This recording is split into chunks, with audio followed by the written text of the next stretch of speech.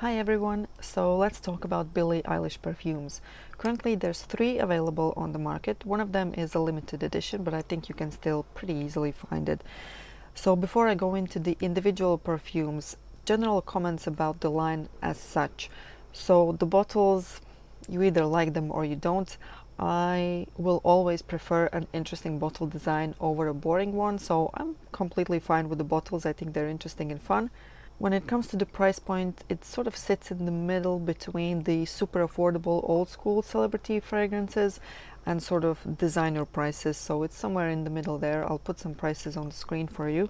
And when it comes to the longevity and sillage of these perfumes, I would say it's moderate. It's average, it's not super strong, it's not very weak, so for the price point, I think it's completely fine. So starting with the first one, so this is Billie Eilish number 1.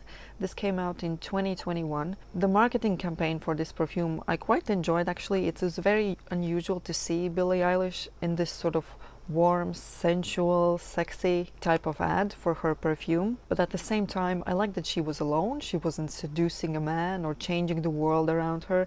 It was sort of just her feeling the vibe. So that's that. Generally, the comments are very good about this perfume. People like it. I think this is the most popular one from the line. And this is your very typical, very simple vanilla scent. I almost want to call it basic, but it is beautiful, so I don't want to say anything negative about it. Let's look at the accords and notes. The main accords are sweet, gourmand, creamy, powdery, and fruity. In the top notes, we have candied blossoms, mandarin orange, and red berries. In the heart notes, vanilla, cocoa, and spices. In the base notes, there's tonka bean, musk, and woods. So I tried this scent out spraying on my skin and on my clothes as well, just in case there's a difference. And there was sort of spraying on skin. I first got some woody notes and then it went into the sweetness of the vanilla and cocoa, whereas on my clothes it was the other way around. So starting out super sweet and then kind of pulling through those woody notes. I don't know why it works like that, but yeah, that's just what I felt. And generally, as I said, it's a very simple vanilla scent, but it's very creamy, very rounded and soft vanilla. It's not sharp, it's not in your face. This could be very well a lotion, a shower gel. It's not complicated. You can easily pair this with other perfumes together if you want to add vanilla to a different scent that you enjoy. Generally, I enjoy this perfume, but it's nothing really groundbreaking. So to me, also these sweet vanilla scents, I associate them with kindness, with positivity and sweetness. And this is sort of the sweet guilty pleasure that you wear between your super woody, heavy and serious perfumes. You take a break with this. So this is the sweet treat.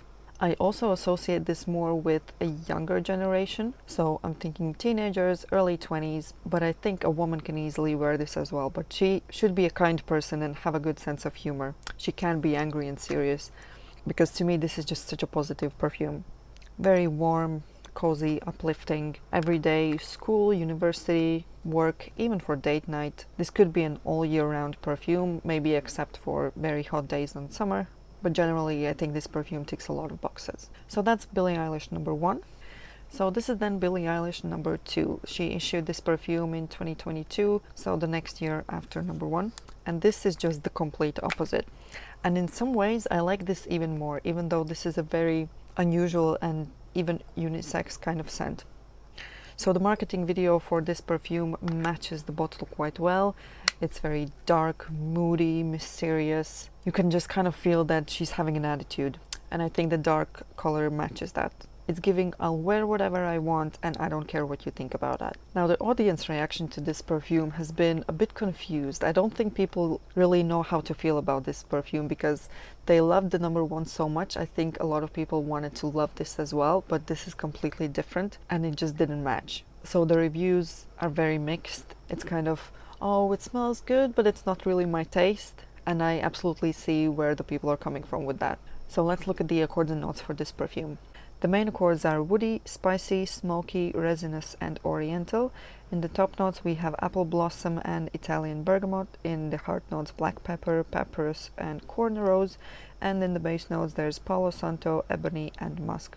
So with this one I tried it on my skin and clothing as well, just to see if there's any differences. And there wasn't that much of a difference. So on clothes the fresh opening lingered a little bit longer, but on skin it pretty much went right into the wood. And this is sort of what the perfume is. It's a very, very woody, definitely a unisex scent.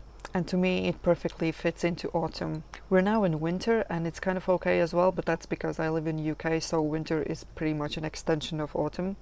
But generally, this is rain, this is grayness, this is long dark evenings. So generally, as a scent, this is complete opposite of the number one.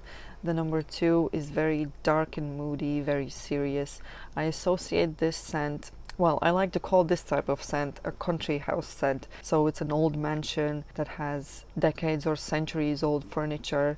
It smells woody, but like an old processed wood. Like this is wood paneling on the walls, this is old antique furniture. It's giving sort of dark academia vibes.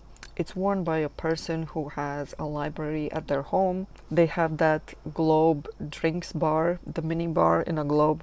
They like their drinks quite strong, but at the same time I can also imagine this being worn by a 16, 17-year-old that's in their dark aesthetic or gothic aesthetic era of their lives, and they're enjoying this perfume as well. So it's very specific, but it's also fitting for very different purposes. Generally, I like this perfume. I don't wear it often, but I do like to wear it when I am wearing it, when the day is just right for this type of scent. So I will be definitely keeping this in my collection. So that is Billie Eilish number 2. And now we come to Billie Eilish number 3. This is a limited edition scent. It comes in a red bottle. This was released last year, so 2023. It was released in winter, so given the color, the timing and everything, a lot of people say that it reminds them of Christmas, which I don't find to be the case. But I suppose I see where they're coming from.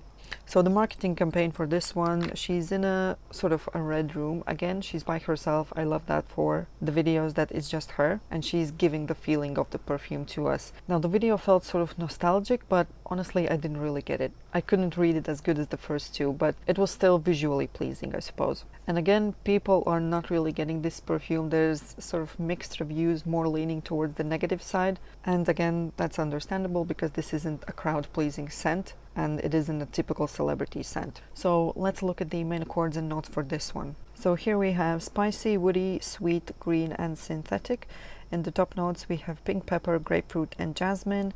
In the middle, fir needle, cedar and saffron, and in the base, musk, amber and oak moss.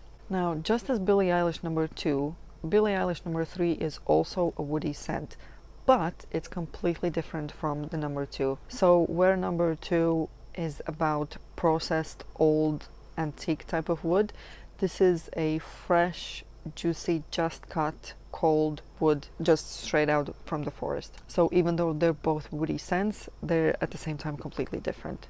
This is definitely a unisex scent, just as number 2, and when it came to testing it out, I found that on skin and on clothes it was performing pretty much equally.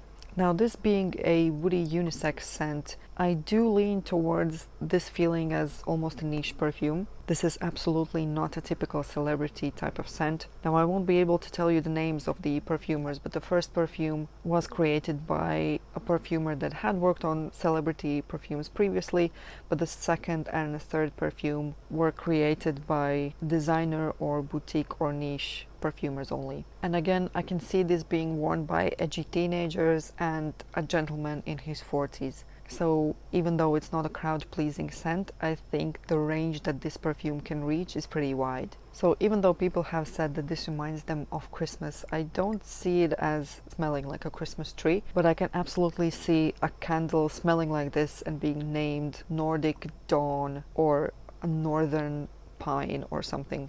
So it might not smell like a Christmas tree to me, but it does remind me of the woods. And again, I think autumn is the best season for this perfume. Once again, this is giving rainy days, dark evenings, moody old buildings, just generally quite a serious vibe. So yeah, that is Billie Eilish number 3. So yeah, that is it. Just 3 perfumes. Generally, I feel like this is a good perfume line. I will always prefer interesting bottles, interesting scents over something that is generic, so I do appreciate this line. I will definitely be keeping number 2. I think I'll keep Billie Eilish number 1 as well. I might part ways with number 3 because I do prefer the old mansion house type of scent rather than a fresh cut wood. So I think I'll say goodbye to that one. But 2 out of 3 is pretty good, and I'm quite happy with these perfumes. Let me know if you've tried these, if you want to get these, what are your thoughts and opinions, and thank you for watching. See you in my next one. Bye!